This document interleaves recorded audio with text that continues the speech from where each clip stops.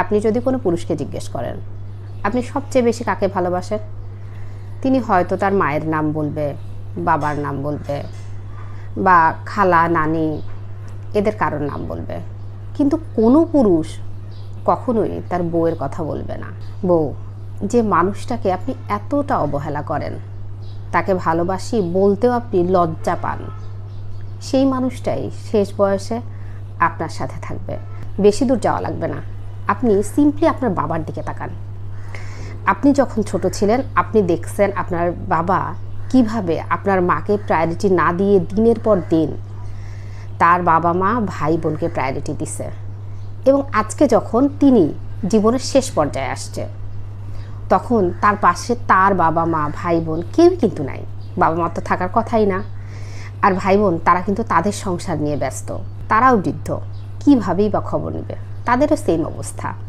ঠিক আছে, তারাও একটা সময় নিজেদের গুরুত্ব না দিয়ে, নিজেদের স্বামী বা স্ত্রীকে গুরুত্ব না দিয়ে গুরুত্ব দিয়েছিল বাবা মা ভাই বোনকে। আসলে বাবা মা ভাই বোনকে নয়, নিজের স্ত্রীকেই সবচেয়ে বেশি গুরুত্ব দেওয়া দরকার। কারণ জীবনের এক পর্যায়ে এসে আপনার স্ত্রী আপনার পাশে থাকবে, আপনি যখন এক গ্লাস পানি নিয়েও খেতে পারবেন না তখন কিন্তু সেই স্ত্রী আপনাকে পানির গ্লাসটা সামনে এনে দেবে। সুতরাং স্ত্রীকে ভালোবাসুন, সেটাকে প্রকাশ করুন, বলুন।